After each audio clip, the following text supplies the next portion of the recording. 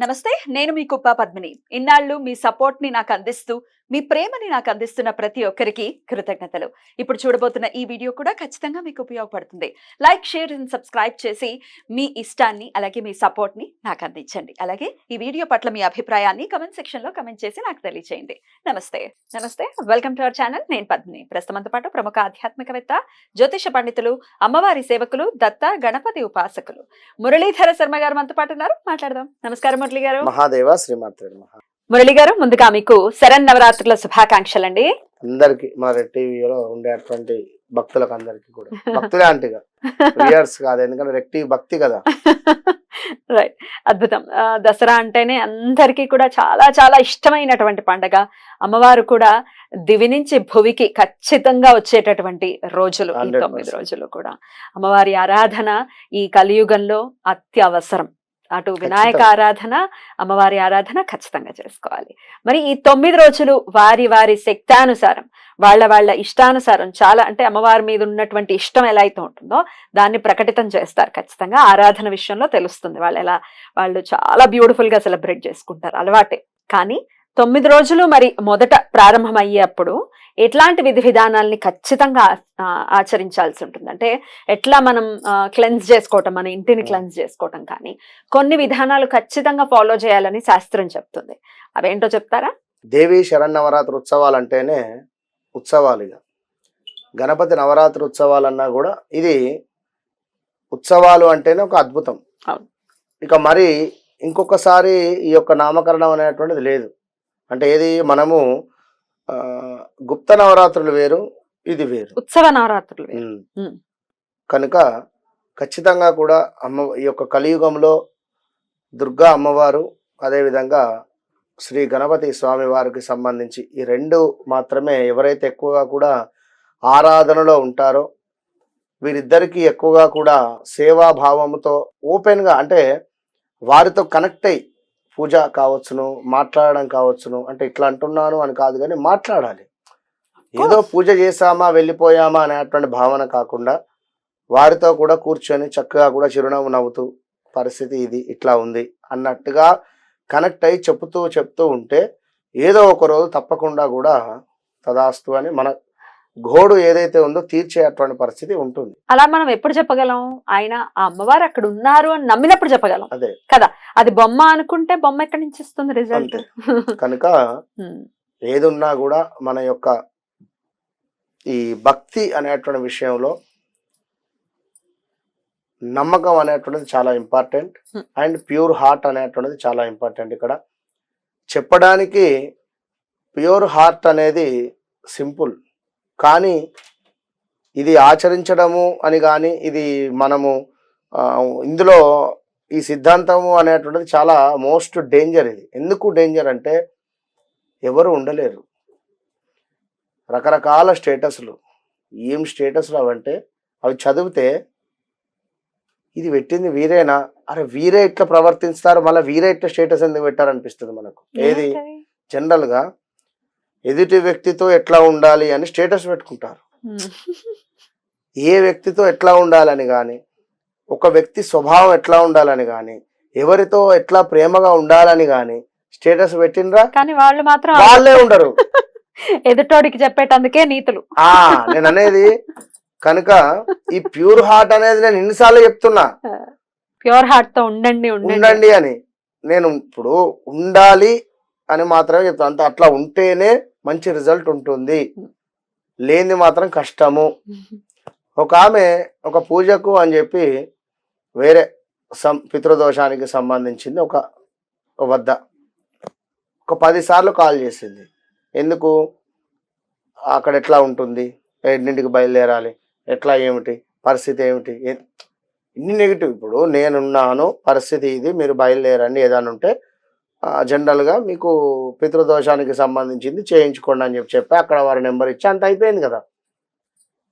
ఇక్కడ నుండే ఒక 10-20 క్వశ్చన్స్ బయలుదేరక ముందే ఇలా నెగిటివ్ ఉంటే కూడా వెళ్ళేటువంటి పరిస్థితి కానీ వెళ్ళేటువంటి సందర్భం కానీ కొంత ఇబ్బందిగా ఉంటుంది అంటున్నా. బీ పాజిటివ్, చక్కగా ఉండండి. ఈ అమ్మవారి నవరాత్రులకు సంబంధించి మొదలయ్యేటువంటి సందర్భంలో మొదటి రోజు చక్కగా కూడా బాలా త్రిపుర సుందర అవతారంతో ఉండేటువంటి అమ్మవారు, చివరి రోజు చక్కగా కూడా రాజరాజేశ్వరి అమ్మవారు, ఇక మధ్యలో ఉండేటువంటి ఈ అమ్మవార్ల యొక్క అలంకరణలు కానీ ఆ యొక్క రూపాలు కానీ అంత అమోఘము. కాళిక అమ్మవారి యొక్క అవతారం కూడా చివరి రోజు అంటే ఒక రోజు ముందు మహిషాసురి మర్దిని, ఇట్లా ఇవన్నీ కూడా ఉంటూ ఉంటవి. ఇందులో ముఖ్యంగా మీరు ఇంట్లో అమ్మవారి విగ్రహం పెట్టుకోవాలి అనుకుంటే ఒక పద్ధతి అనేటువంటిది ఉంటుంది. దగ్గరలో ఎవరైనా బ్రాహ్మణులు ఉంటే వారిని పిలిపించుకొని చక్కగా కూడా చిన్నగా విగ్రహ ప్రతిష్ఠ చేసుకొని మీరు ప్రతిరోజు ఎట్లా ఏమిటి అనేది ఆ యొక్క బ్రాహ్మణులు వస్తారు, పూజ నిమిత్తము పూజా కార్యక్రమంలో ఉంటుంది, చేయించుకుంటే సరిపోతుంది. చిత్రపటం పెట్టుకుంటారో కలశ స్థాపన చేస్తారో వీరు ఒక పని చేయండి. వటవేర్లు అని చెప్పి మనకు మార్కెట్ లో దొరుకుతుంది, పట్టివేర్లు అంటారు, వటవేర్లు అంటారు. ఇది మనీ మన స్ట్రక్స్ ఉన్నవి అనుకున్న మనీ రొటేషన్ కు సంబంధించి అఖండ విజయాన్ని మనకు తీసుకొని వచ్చేటువంటి పరిస్థితి ఉంటుంది. కనుక ఒక 50 రూపాయల వటవేర్లను తీసుకోండి, చక్కగా ఒక 1 లీటర్ ఉండేటువంటి రాగి కలశాన్ని తీసుకోండి, దానికి చక్కగా కూడా స్వస్తికి వేసుకోండి కలశానికి, అందులో యొక్క వటవేర్లు పెట్టేసి దానిపైన ఒక కొబ్బరికాయ పెట్టేసేయండి. చక్కగా ఈ యొక్క స్వామి మన అమ్మవారి యొక్క ఫోటో ముందు ఒక ప్లేట్ పెట్టేసి ప్లేట్లో కొన్ని బియ్యం పోసేసి చిటికెడు పసుపు కుంకుమ వేసి ఆ యొక్క బియ్యం పైన యొక్క కలశం పెట్టేసేయండి. చక్కగా ఒక రక్షా కంకణం కూడా కట్టుకోండి దానికి. ఇలా కట్టుకొని ప్రతిరోజు ఏ అమ్మవారో ఆ అమ్మవారికి సంబంధించినటువంటి 108 నామాలు ఉదయమును సాయంకాలం చదువుకోవాలి. ఉదయము సాయంకాలం చదువుకోవాలి. ఒక్కొక్క వద్ద ఒక్కొక్క తీరు అన్నట్టుగా విజయవాడ సంబంధించి వారు రిలీజ్ చేసినటువంటిది ఏదైతే ఉందో దాని ప్రకారంగా నైవేద్యాలు మీ శక్తి కొలది పరమాన్నం సరిపోతుంది అమ్మవారికి. విన్నరా? రోజు ఇదే చేయాలని లేదు, ఇట్లా చేసుకుంటే 9 రోజులు కూడా సరిపోతుంది. కానీ 9 రోజులు కూడా దీపారాధన చేయాలి. 9 రోజులు కూడా గుగ్గిలం సాంబ్రాణి పొగ వేయండి ఇంట్లో. అద్భుతమైనటువంటి పరిస్థితి ఉంటుంది. వీటన్నిటితో పాటుగా ముఖ్యంగా కూడా ఆడవారు ఎవరైతే ఉన్నారో గాజులు ధరించాలి, కాళ్ళకు పట్టీలు ధరించాలి. గాజులు దేనికి ధరించేది? అసలు ఎవరు ధరిస్తున్నారు, ఎంతమంది ధరిస్తున్నారు ఇవాళ రేపు? నేను అనేది ఏమిటి అంటే చాలా మంది కూడా ఆ విషయం చెప్పినా కూడా మన మీద కోపానికి వచ్చేవారు ఉన్నారు. మీరేంది మాకు చెప్పేది అంటారు. ఎందుకు అంటే ఇక్కడ మనకు మన ఒక వీడియోలో కూడా చెప్పుకొని ఉన్నాం విన్నారా, ఇక్కడ మనకు ప్రెషర్ పాయింట్స్ అని చెప్పి ఉంటవి. ఈ గాజులు వేసుకొని ప్రతిసారి రాపిడి జరిగేటువంటి సందర్భంలో పీసీఓడి ప్రాబ్లం కానీ సంతానానికి సంబంధించినటువంటి యోగం వీరికి కలుగుతుంది. సంతాన యోగము కలిగేటువంటి ప్రెషర్ పాయింట్స్ ఇవి. కనుక దీంతో పాటు పట్టీలు వేసుకున్నా కూడా అద్భుతంగా ఉంటుంది. అమ్మవారికి ఏమిటి ఇష్టము? గల్లుగా అసలు అమ్మవారు మన వద్ద ఉంది అని కానీ మన దగ్గరికి వచ్చింది అని కానీ అనవాళ్ళు ఏమిటి? ముఖ్యంగా ఫస్ట్ అనవాళ్ళు ఏమిటి? గజ్జల చప్పుడు ఎక్కడైతే గల్లు అని వస్తుందో తప్పకుండా కూడా అమ్మవారు వచ్చినట్టుగానే భావన. కలలో మనకు గజ్జల సౌండ్ వినిపించిన ఇప్పటికీ నేను చెప్తున్నా మా దేవాలయంలో 100% కూడా రాత్రులు కానీ కొన్ని సందర్భాలలో కానీ గజ్జల సౌండ్ వినిపిస్తుంది. 100% ఖచ్చితంగా చెప్తున్నా. ఇందరా ముగ్గురు అమ్మవార్లు కూడా కొలువు తీరి ఒకే రూపకంగా శక్తిగా వెలిసినటువంటి క్షేత్రము.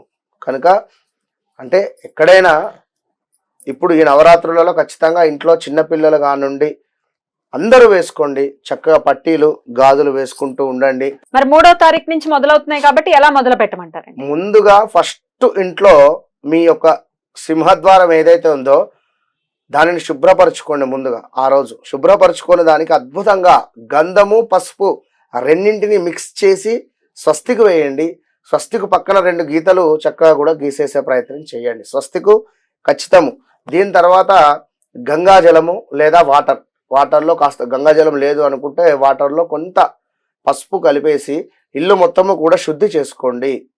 మరొకటి ఏమిటి అంటే ఇంట్లో పాడైపోయిన వస్తువులు కానీ చెప్పులు ఉన్నా కూడా పాత చెప్పులు ఉన్నా పాడైపోయినటువంటి వస్తువులు ఉన్నా పనికిరాని వస్తువులు ఉన్నా ఈ యొక్క ఆన్లైన్లో వస్తూ ఉంటాయి. ప్రతిదీ కూడా చిన్న వస్తువైనా ఇంత పెద్ద డబ్బా వస్తుంది.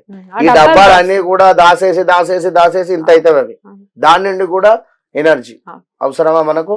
వీటన్నింటినీ కూడా ముందు బయట వాడేసి దీంతో పాటుగా ముఖ్యంగా కూడా గడియారము అంటే వాచ్ ఇది ఖరాబ్ అయ్యింది అని మీకు అనిపిస్తే దాన్ని తీసి బయట పారేయండి.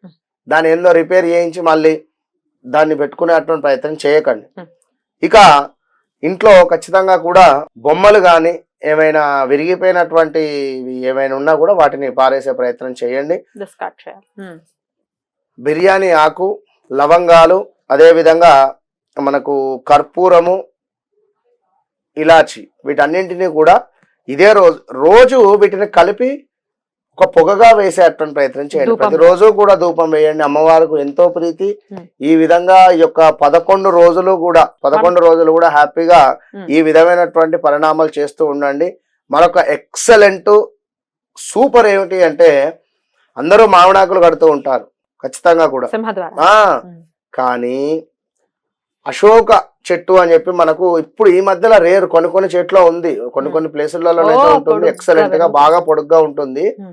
ఆ అశోక చెట్టుకు సంబంధించినటువంటి ఆకులను మీరు ఎక్కడి నుంచి అయినా కూడా తెచ్చుకొని చక్కగా కూడా ఇంటి గుమ్మానికి అద్భుతంగా కట్టుకున్నట్టయితే సూపర్, అంటే చాలా సూపర్, ఎక్సలెంట్ ఉంటుంది. Right, beautiful. ఇవన్నీ చేసుకుంటూ అమ్మవారిని ఎంత ప్రియంగా మనం ఆహ్వానిస్తామో అంతే అద్భుతంగా అమ్మవారి ఆశీర్వాదాన్ని కూడా ఖచ్చితంగా పొందుతాం. కాబట్టి అది ఎలాగో మన వాళ్ళు చేస్తారు, అందులో ఎటువంటి సందేహం లేదు. చక్కటి పరిహారాల రూపంలో కూడా 3వ తారీఖు ఎలా వెల్కమ్ చేయొచ్చు అనేది, అంటే ముందు అమావాస్య ఉంది కాబట్టి అమావాస్య రోజు చేయొద్దు, అంతే కదండి? పనికిరాదు. రైట్, చాలా బ్యూటిఫుల్ గా ఎక్స్ప్లెయిన్ చేశారండి. కృతజ్ఞతలు. నమస్తే.